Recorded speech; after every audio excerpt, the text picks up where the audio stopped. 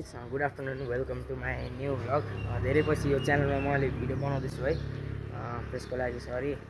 मैले यो च्यानल छ भनेर पनि थाहा थिएन, मैले बिर्सिसकेको थिएँ सबै होइन। अनि अब यस्तै छ दिन होइन। अनि भोलि चाहिँ मामा घरमा पूजा छ।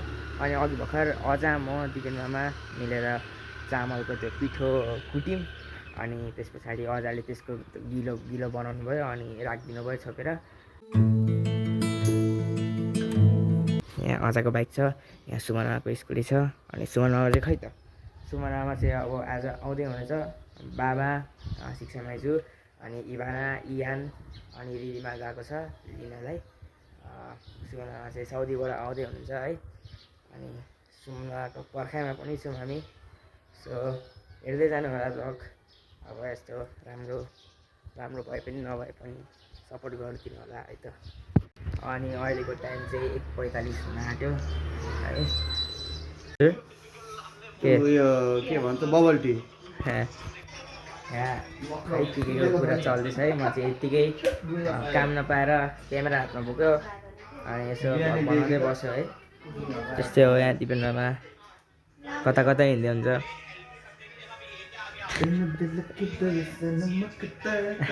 चाहिँ बदाम खाँदै हुन्छ।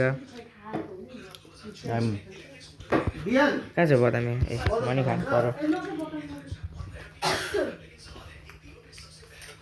सुमन मामा चाहिँ अब घर आइसक्नु भएछ होइन। सुमन मामा आइसक्नु भएछ, अझै रुनु भयो अब। हेलो, के छ? गाई चाहिँ हेर्नु सक्नुहुन्छ, यहाँ चाहिँ इभाना छ। के खाएको? वाइ वाइ भनेको के हो?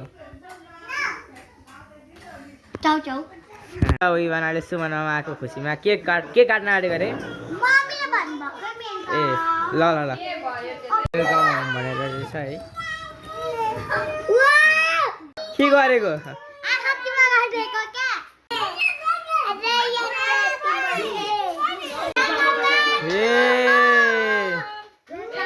Welcome back to home.